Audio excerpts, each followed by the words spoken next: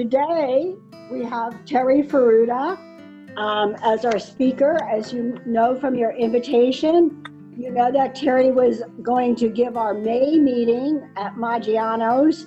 That, of course, that was all canceled because of COVID. And but instead, we have Terry in her shop, which is a beautiful shop, and we'll get to see that in the background. She's a very successful floral and design professional with more than 43 years of experience in the floral design business.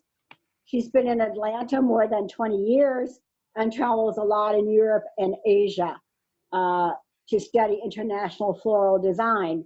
She's also a certified professor of the Ikenobo School of Ikebana. Maybe some of you have studied that school. Her arrangements have received numerous awards, and she has designed arrangements for the United Nations, Mitsubishi, and the Waldorf Astoria in New York. We're really lucky to have her here.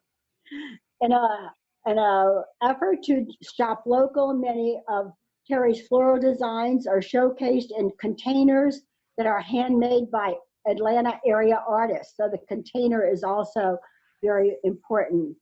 In traditional Japanese fashion, she incorporates the container, the plant material, and the negative space created by each to make a one-of-a-kind sculpture for your home or office. In her free time, Terry is a volunteer as an orchid dresser at the Atlanta Botanical Gardens, and she also goes into schools and teaches students K through 12 about plants and terrariums. We give a big Tomodachi welcome to Terry Furuta, and I'll turn the program over to her. Thank you. It's nice to meet everybody today. I used to enjoy being in the Tomodachi Club so much. I was in it with my mother-in-law, Florida. Some of you probably remember her. Unfortunately, she has dementia now, so she's not able to come to the meetings, and I work all the time. So I'm in the shop here instead of getting out to meet with the club.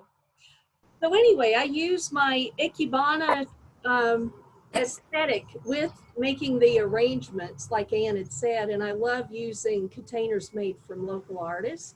So I'll be showcasing some of those today, but first I thought what I would talk about is just a kind of Orchid 101 real quick.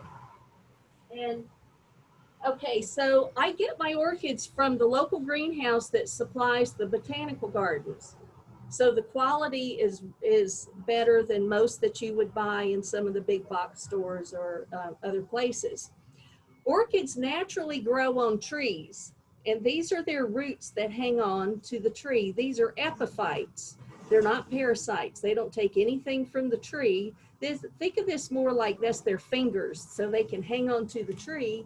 But as the rain comes down on the tree, then all the bark and other things that come out of that provide nutrients for the roots. But since we want to put the orchid in a container, we have to put it in something. So when I pot up arrangements, I keep the orchids in these plastic grow pots and put it down in a liner like this. So it can be watered when it's in an arrangement. It can be watered right inside the potting medium, and you don't have to take it out. When the orchid is not blooming, it's easier to take it to the sink and let the water run through a couple of times. And I sent out a handout with the orchid care instructions, which are also on my website. And orchids actually grow this way. They hang on to the tree, which is upside down to us.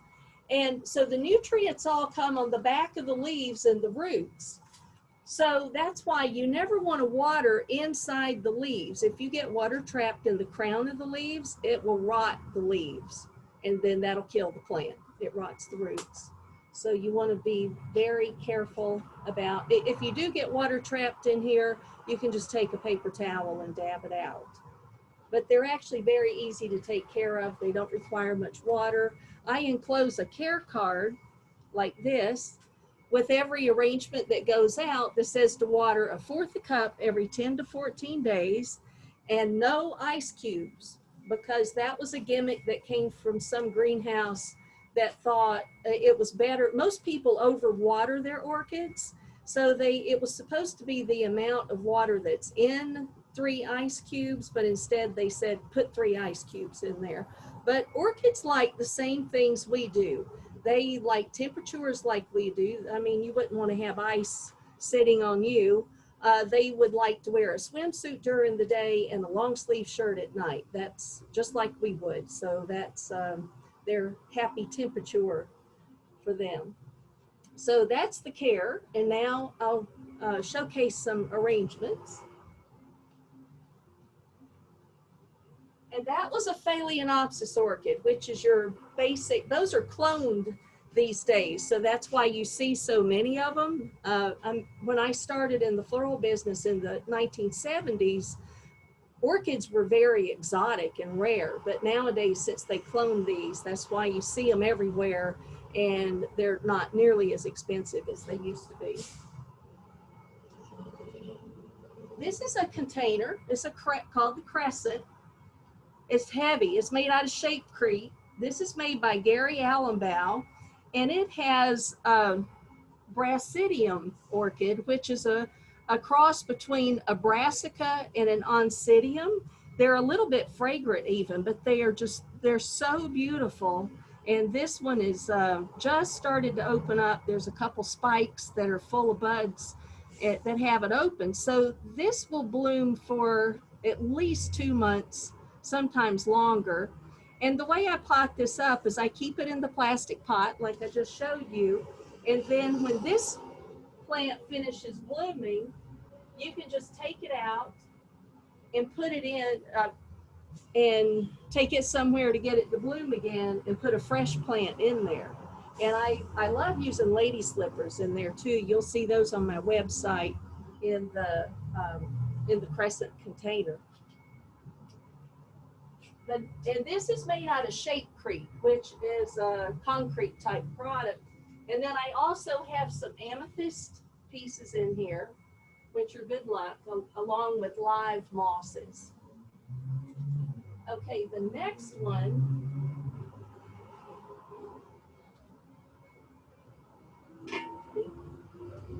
This is a sherry baby. You see it's tall. This is an Oncidium, and it smells just like a Godiva chocolate bar. It's wonderful. It's just, and the whole shop will smell like it when you walk in here in the mornings. They're more fragrant in the mornings. This is an Oncidium, which is different from the Phalaenopsis. They won't bloom again from the same spike. So when it finishes blooming, you're going to cut the spike off, and it'll make a new pseudo bulb like these you see here and send spikes out from there. The older a plant gets, the more spikes it sends out. I mean, they could have 20 spikes after a few years. And these will bloom for about 6 to 8 weeks at a time. And that's so heavy, I'm just going to set it on the floor.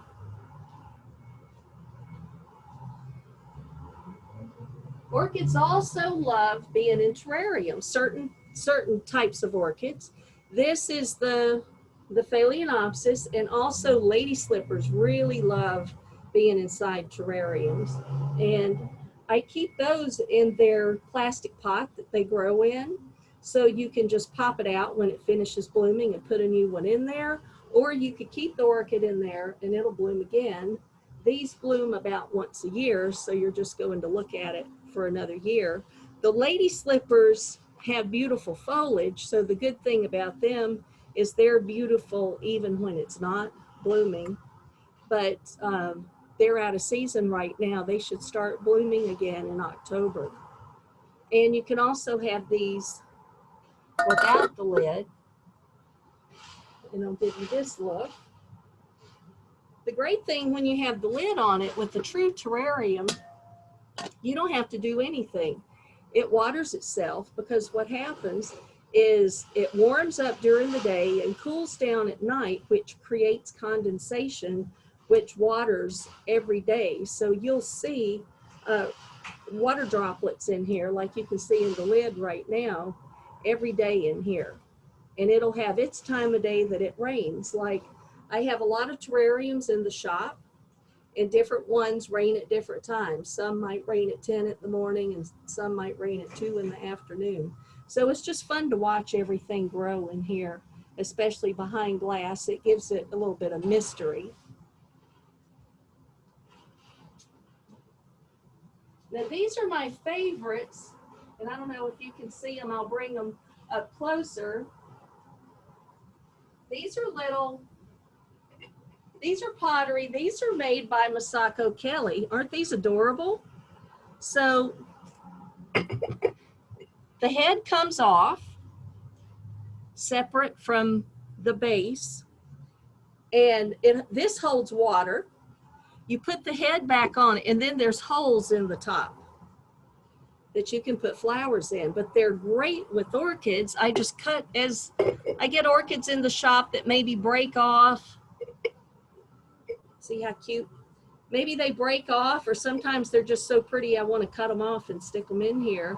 And the cut orchids last nearly as long as they do on the plant. So these phales will last for at least 2 months cut if you cut them when they're fresh and still have some buds on them. And I love this. So this looks like the tough guy here.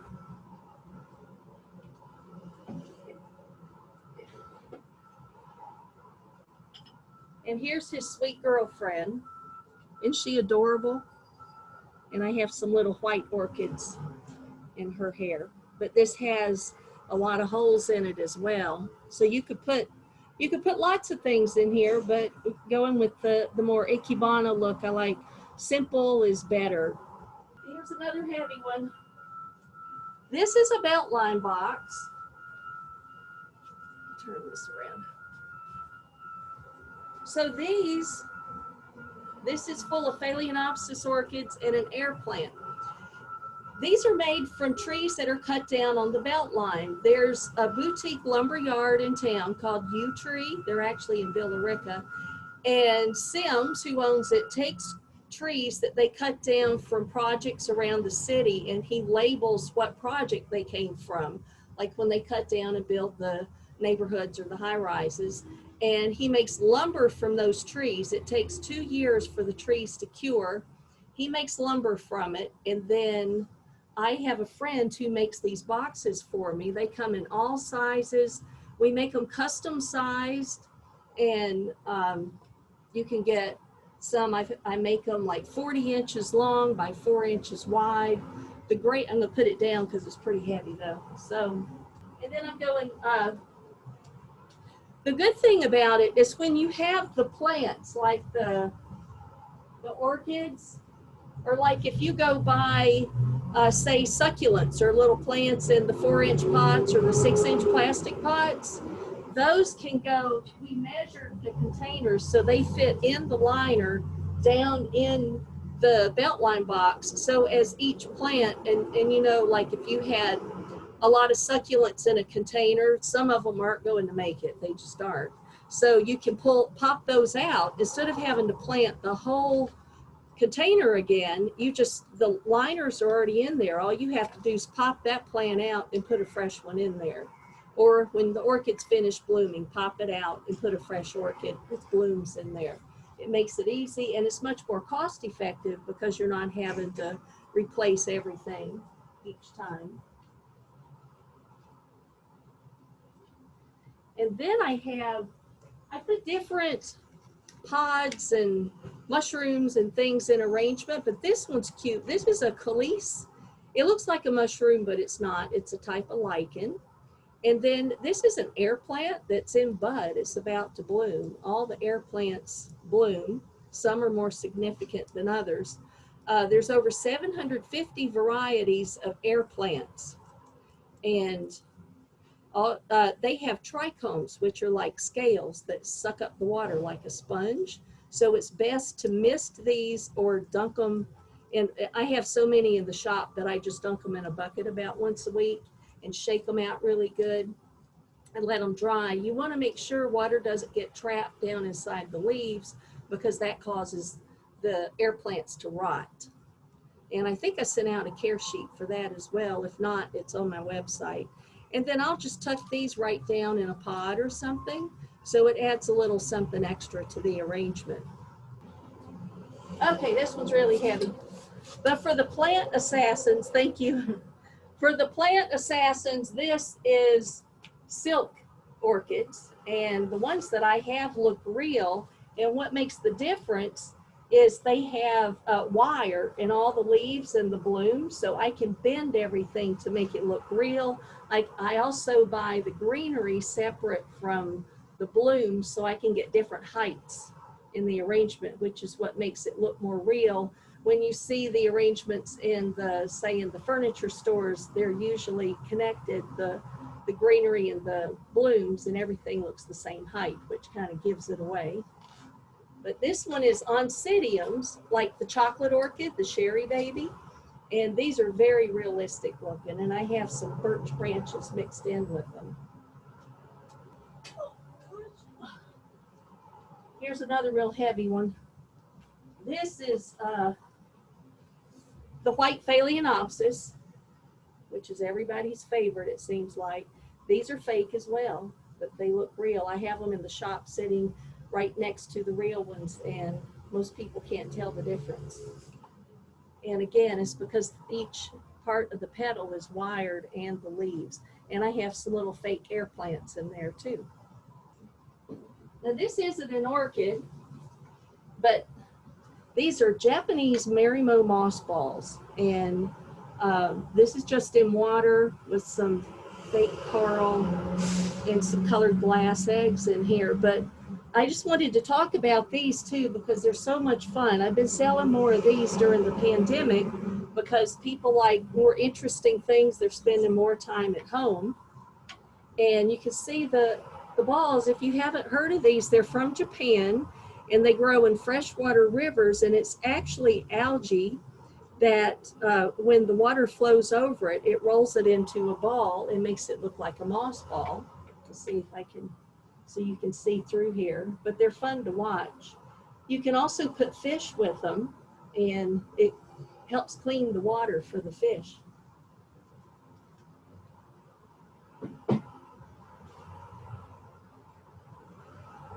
And okay. All right, here's another big one. Marnico's under the plant. It's so big. This is a grammatophyllum, and these grow to be huge. This one is very fragrant. They bloom for about 4 months at a time, and they have a very, I'm gonna set it on the floor. They have a very kind of fresh, almost citrusy fragrance, and they grow to be as big as shrubs. If you go to the Orchid Conservatory at the Botanical Gardens, I have a picture of Sarah who works there, and it's much taller than her. She's sitting next to it. It would be like, they get this big, and they are just growing in the conservatory. They're not in pots. They're there all the time. And it's such a wonderful fragrance. It makes the shop fun to walk into in the mornings. And to water these, look how that big, huge plant is in this little 6-inch pot. So this one I have to soak in a bucket every few days, and then I just let it drain and put it back in my decorative container. Here's another arrangement with cut orchids. And these are some sweet little white, they call these big lip. It's a phalaenopsis, but the lip that's in the center is flat instead of curled up. So they're a little more interesting. And this is some coleus that I picked when I was out on a walk, actually down by the international school. And my son made this for me. He went to Pratt Institute, and this was one of his first projects. He laminated origami paper onto the wood that he bent, but it's one of my favorite containers. And it's just so peaceful and simple.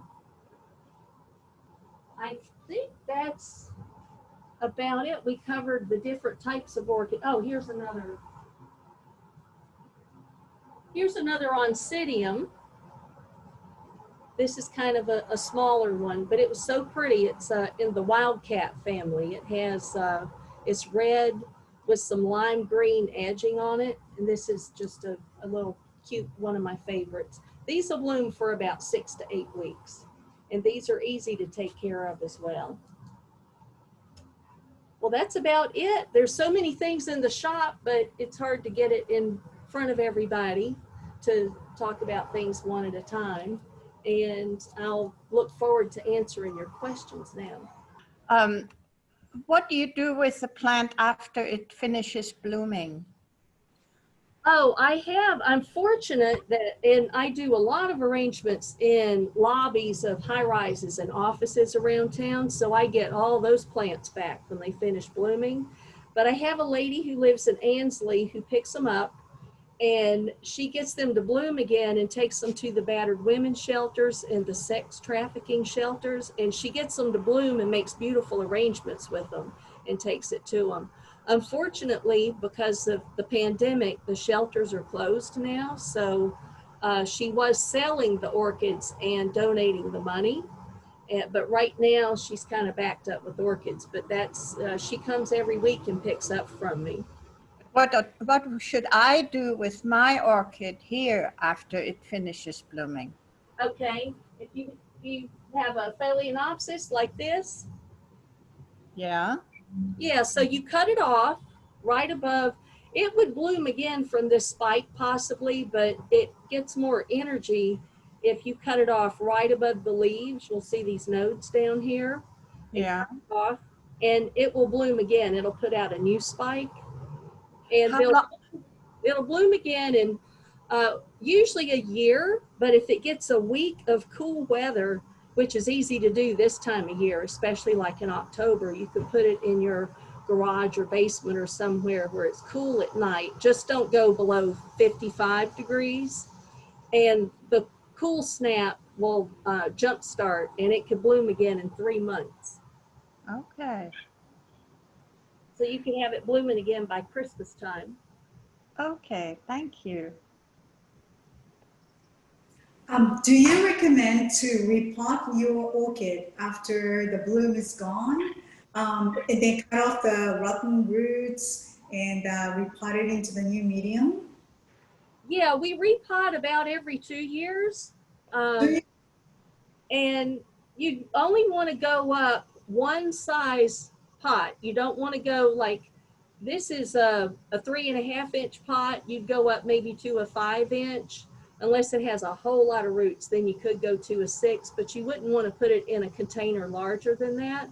And they like being in plastic or clay pots inside your decorative container. Don't, unless it's a pot made especially for orchids, don't pot it directly in your decorative container. And then these roots stay outside the pot. There's plenty of them inside. I don't know if you can see the green roots in here, but you leave these outside.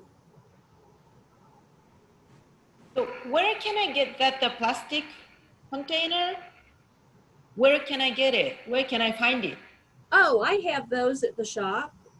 And I also have the potting medium. We use New Zealand sphagnum moss, and sometimes we use perlite and bark mixed in with it, depending on what variety of orchid it is. But for the phales, we use the New Zealand sphagnum moss, which is, I get from the orchid, the greenhouse, because they buy it in big bales. I haven't seen it in small packages like at Pikes or anywhere, so I get the large bales from the greenhouse, and I can repot it for you, or I can sell the moss. It's about $15 for a gallon bag. So it's a little pricey, but the quality of it is so much better than the moss you'll buy at the nursery. Thank you. Do you fertilize your plants? Well, I get them, I make arrangements with them, so I get them in the shop and they're pretty much out the door. The greenhouse delivers to me 3 times a week, so I turn the plants. I have a few plants at home. I fertilize sometimes I don't. If it's a good thing to fertilize, but if you don't, it's not that big a deal. They'll still survive. You just will get bigger blooms. But you definitely don't want to fertilize too much. that'll turn the leaves brown because it burns.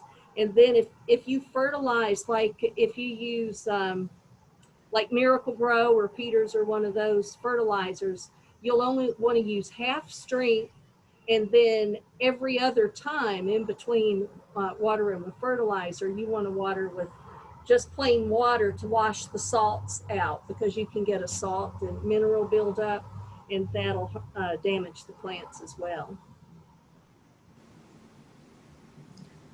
And then I see a question, does that big one that grows so tall also grow upside down? It does not. It's terrestrial. These are epiphytes. So there's certain orchids that are epiphytes that grow on trees, like these. Then there's orchids that are terrestrial, like the Grammatophyllum and the lady slippers, which means they grow in the ground. And then there's lipophytes, which are orchids that grow on rocks. I bought some little cattleya before, and it really grew, maybe about 3 times the size as when I bought 2 years ago. But they didn't give me any bloom yet. And I put them under artificial growing light so that it will make sure that it gets enough lighting, because I know the cattleyas loves the light. But so it's about this big. It's pretty big, but no flowers. Do you think I should wait or give up the hope? Sometimes the plants are going to put the energy into more roots and leaves, and it might take them 2 or 3 years. If it looks like the plant is growing and real healthy, that might be what's going on. You could also, maybe cattleyas like a lot of light. They like more light than the phales and some other orchids. Mm-hmm. It might need even more light. And maybe fertilize more aggressively. Just don't over fertilize. That's worse than not enough. Okay, thank you. Mm-hmm. Can I ask you a question? Sure. Phalaenopsis, I have been successful for over 15, 20 years. One time I had 10 of them blooming at the same time, but I didn't have a really good success with what is it called? What do you call the anthemium? Anthemium? Yeah. I just have a bad luck with those. I don't know why that the care would be the difference, because Phalaenopsis I can do lots of reblooming, but not other kinds. I don't know. Yeah, the Oncidium, and they only bloom once a year, and they need more light than the phale. They tend to do better with more light, and maybe try repotting it, because they tend to, because they have a lot of roots inside that maybe need some better potting medium. That might help too. Just never succeeded. Yeah, this sometimes, plants are like people. Some perform better than others. So it just happens sometimes. Some plants just don't do as well. Okay, well, I'd love for everybody to come by the shop. It's beautiful in here. It's like a little miniature orchid conservatory. They're all over the place in here. Where is your shop? I'm on Peachtree near Far Road. I'm just north of the big Publix in the Peach Shopping Center, where there's also Starbucks and Barnes & Noble. I'm in a little high-rise next door to Iberia Bank. So it's kind of, the first time you come, it's a little hard to find, but after you come, and then you can park in the front. I have free parking outside in front of the shop, and you don't have to come to the garage in the back. And I have lots of other really special containers by local artists, but I can only showcase so many today. And then Masako Kelly, I love her containers. I have several of her. You saw the cute little couple, but I also have some other pottery that she's made. I guess this is your website, Terry, that we're seeing now? Yeah, Mariko-san's showing the website. Yeah, that picture that's up now is the crescent container with cut orchids in it. That one's real popular. And so Gary, who makes the Crescent, also makes lots of other styles of containers. And you can see if you go to my Facebook and Instagram, yeah, that one on the top left is one of his with the lady slipper.